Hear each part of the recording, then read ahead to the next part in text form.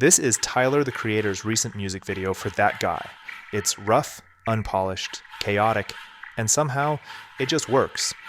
Unlike the sleek, choreographed music videos of the past, it doesn't try to dazzle with perfection. Instead, it feels raw, unfiltered, like it's letting you in on something real. And this is Tangerine, a 2015 film by Sean Baker, the director of Anora, last year's Palme d'Or winner and the film everyone's still talking about. But let's focus on Tangerine. Shot entirely on an iPhone 5S, it doesn't shy away from its rough edges. Instead, it leans into them.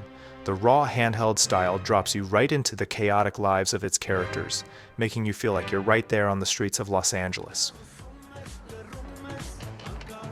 But here's the thing, Tangerine's imperfections aren't random or careless. They feel deliberate, like the roughness is part of its heartbeat. By stripping away the gloss, Baker creates space for something more genuine to emerge. This isn't the first time cinema has grappled with these ideas. Movements like the French New Wave and Dog Me 95 rejected polished norms, but those were deliberate rebellions against industry standards. What we're seeing now feels different. It's quieter, less a rebellion and more a natural shift, shaped by what we as viewers want. So, what's going on here? Why do works so messy, so raw, feel so resonating today? Is it their rejection of perfection? Why does this kind of rawness speak to us now, in this moment? Maybe the answer lies in a broader cultural shift. Let's take a step back and think about the world we're surrounded by. Everywhere we look, it feels like we're surrounded by polished visuals. Cameras now capture resolutions so sharp you can practically count every pore. CGI seamlessly blends fantasy with reality. And let's be clear, this isn't about saying that striving for perfection is wrong or that these polished works lack value. Far from it. Some of the most breathtaking and moving experiences in cinema come from the pursuit of technical mastery. But when everything is this polished, doesn't it start to lose its impact? Whoa. Whoa, detail! Detail! It's almost as if, in a world full of flawless visuals, perfection no longer feels exceptional. It starts to feel routine and even strangely forgettable. What seems to cut through that noise is something raw, something that feels alive. And it's not just in cinema or music videos, it's everywhere. More YouTube creators are skipping flashy edits, simply picking up a camera and talking unfiltered for 40 minutes, and it works, drawing millions of views as more people connect with authenticity over perfection. Podcasts, too, have grown so much in popularity, maybe because they offer something unscripted and deeply personal, something that feels more natural compared to the more structured formats like late-night shows. It's as if we're drawn to things that feel more real, more relatable. And this shift isn't just coming from creators or filmmakers, it's coming from us, the audience. We just want something real, something that feels like life, messy, imperfect, and honest. But hang on, haven't we seen something like this before? Let's take a quick trip back in time. During the Renaissance, painters got so good at realism it felt almost magical.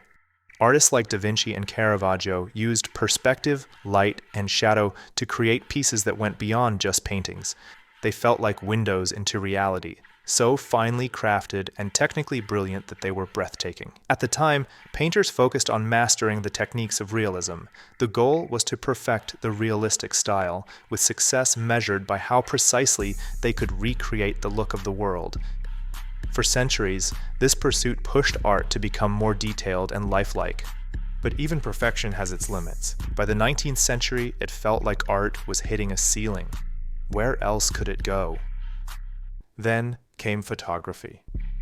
The camera changed everything. Suddenly, a photograph could do what painters had spent centuries perfecting. It could capture reality faster and with unmatched precision. For painters, this must have felt like a huge crisis. If a photo could replicate life so perfectly, what was the point of painting anymore? It pushed painters to ask a new question. What can painting do that photography can't? That one question changed everything.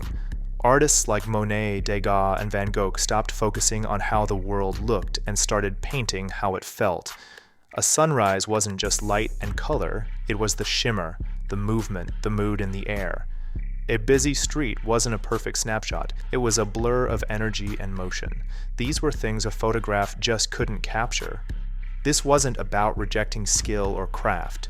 It was about rethinking what art could be.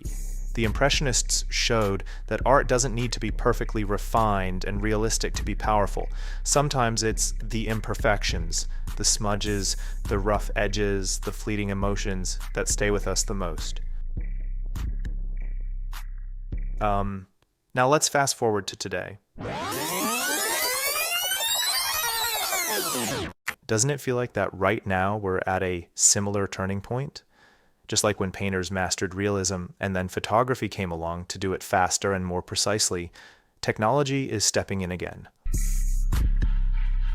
Today, AI is already capable of generating photorealistic images and seems to be edging closer to creating flawlessly composed shots. It makes you wonder, could there be a future where AI creates movies that are technically perfect, polished in every frame, and visually stunning? But here's the real question. What happens if machines ever get so good at this that their work looks better, at least technically, than anything we could make ourselves? If history tells us anything, it's that this isn't the end of creativity. It's the beginning of a new chapter. Filmmakers may soon face the same question painters did. What can we create that AI cannot? The answer, much like it was for the Impressionists, might lie in focusing on what machines can't do. AI might nail the look, but it'll struggle to match the heart. In that sense, AI could do for filmmakers what photography did for painters. It could liberate us, shifting the focus away from chasing technical perfection and toward creating something deeply human. This shift from perfection to raw humanity isn't just some far-off idea, it's already happening. Look at Danny Boyle's upcoming 28 Years Later, reportedly being shot on phones. These choices aren't about saving money, they're about embracing tools that bring immediacy and authenticity over polish. Just as the Impressionists shifted from realism to emotion, modern films are on their way of moving beyond polished perfection. Because in the end, cinema's power doesn't come from making every frame perfect. It comes from making every frame feel alive. The past, the future, and the present.